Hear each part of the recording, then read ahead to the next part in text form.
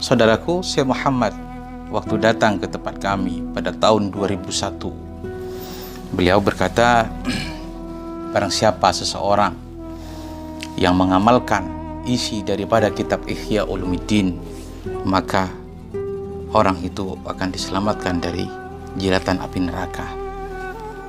Bukan hanya orang yang mengamalkan, bahkan orang yang mengajar daripada kitab Ihya Ulumuddin juga demikian akan diselamatkan dari api neraka.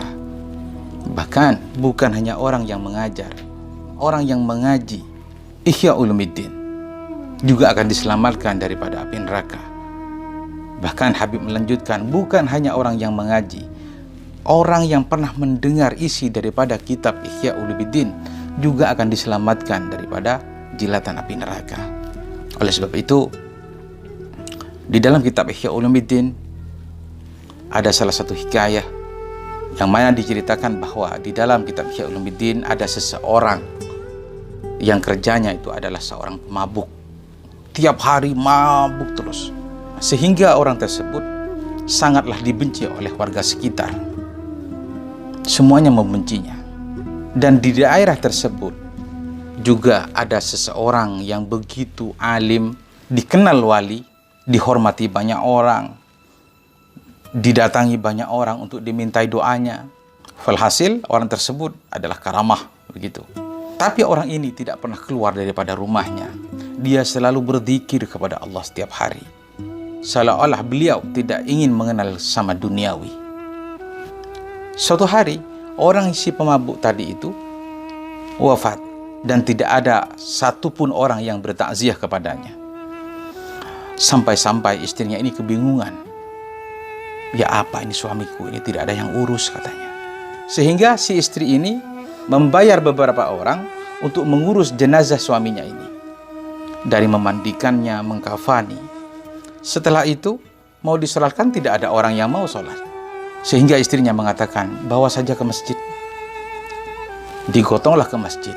Lagi-lagi tidak ada orang-orang yang datang untuk mensolatkannya. Karena sudah tahu bahwa orang yang meninggal tersebut adalah kerjaannya mabuk dan mabuk. Sehingga orang yang dibayar pun juga bingung.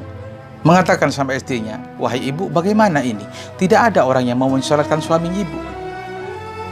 Sehingga si istri ini pun memutuskan dan berkata kepada orang yang dibayarnya itu, sudahlah, biarkan saja di pinggir jalan. Syukur-syukur nanti ada orang yang berbelas kasih sama dia, biar orang itu yang menguburkan. Tidak ada yang mau peduli sama suami saya, sudah biarkan, biar jadi contoh bagi yang lain. Akhirnya diletakkanlah di pinggir jalan. Allah. Setelah itu, orang yang wali tadi itu, yang tidak pernah keluar daripada rumahnya, tiba-tiba muncul di tengah-tengah daerah itu. Maka gemparlah suasana kala itu. Orang-orang pada bertanya, ada apa ini? Tumben si wali itu keluar dari rumahnya. Padahal sudah berpuluh-puluh tahun dia tuh diam di rumahnya. Orang yang bekerja pun ngumpul, yang ada di pasar ngumpul, yang di sawah pun ngumpul. Keheranan, kenapa orang wali itu kok keluar daripada tempatnya? Kemudian si wali ini berkata, saya bermimpi dapat perintah untuk turun ke daerah sini. Saya ditugaskan untuk mensolatkan orang yang wali yang baru meninggal dunia. Kemudian masyarakat saling pandang satu dengan yang lainnya dan bertanya-tanya, siapa yang wafat? Mungkin kampung sebelah tidak ada, di kampung saya hidup semua orang-orang. Kemudian, wahai kiai, di sini tidak ada orang wali yang meninggal dunia. Kemudian si wali ini menunjuk kepada mayat yang tergeletak di bawah itu. Lah ini yang mati siapa? Kalau ini pemabuk kiai, bukan orang soleh, katanya. Kemudian orang wali ini pun berkata, saya itu bermimpi berkali-kali, tidak hanya satu kali.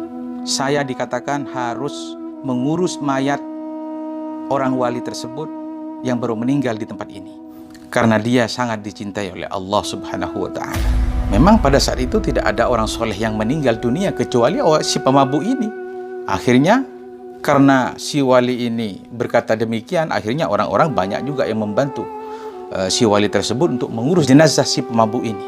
Singkat cerita, setelah pemakaman selesai, si wali ini ada rasa penasaran, sehingga beliau menemui istrinya di rumahnya dan berkata, "Wahai ibu, amalan apa yang diamalkan oleh suami ibu sehingga ianya sampai kepada Allah?"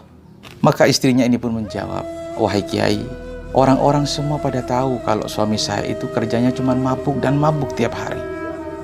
Lantas si Kiai ini menjawab, "Itu kan amal jeleknya. Yang saya tanyakan amal baiknya."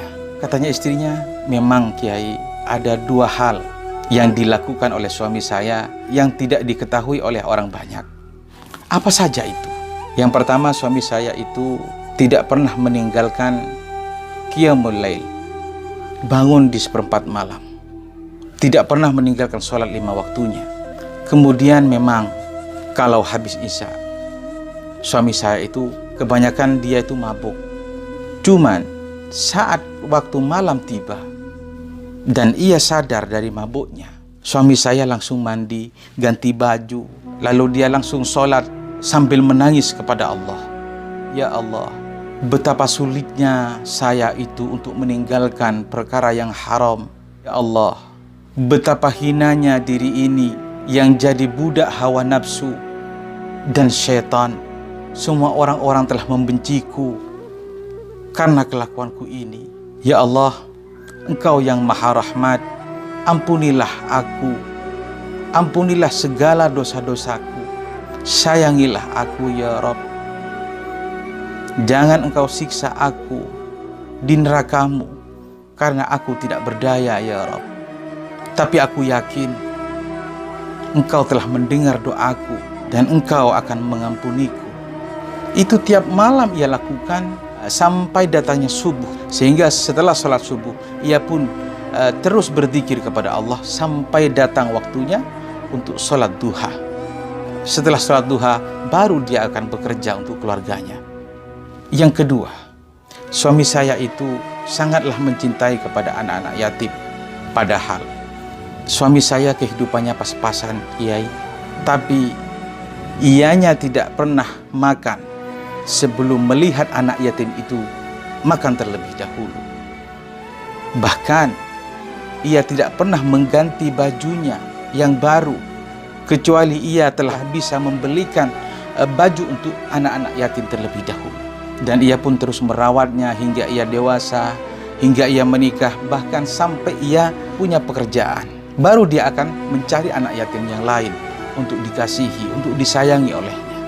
Kata si wali mengatakan kepada orang-orang banyak, orang berdosa itu memang jelek, tapi dia mau untuk mengakui kesalahan dan dosa-dosanya kepada Allah dan bertobat kepada Allah, maka menjadi orang yang dicintai oleh Allah Subhanahu wa ta'ala. At-Taib Habibur Rahman, orang yang bertobat menjadi kekasih Tuhan yang Maha Kuasa, yang Maha Rahmat. Masuk masjid tapi menjadi orang yang sombong. Pintar baca kitab, sombongnya bukan main. Menjadi kaya raya tapi pelit. Itu sangatlah dibenci oleh Allah Subhanahu wa ta'ala. Innallaha la yuhibbul mustakbirin. Allah Ta'ala itu sangatlah membenci kepada orang yang sombong. Yang kedua, si pemabuk tersebut mendapatkan rahmat dari Allah disebabkan ia menyayangi orang yang selalu dirahmati oleh Allah, yakni anak yatim piatu. Sehingga si pemabuk tersebut mendapatkan rahmat juga daripada Allah Subhanahu wa ta'ala. Oleh sebab itu, janganlah kita jadi orang yang sombong dan selalu mengakui akan dosa-dosa kita kepada Allah setiap harinya. Apakah sombong itu? Al-kibru batrul haq wa ghamtun nas. Menolak kebenaran dan merendahkan terhadap orang lain. Itulah sombong. Subhanakallahumma wa bihamdik, asyhadu an la ilaha illa anta, astaghfiruka wa atubu ilaik. Saya Widad Abdullah. Assalamualaikum warahmatullahi wabarakatuh.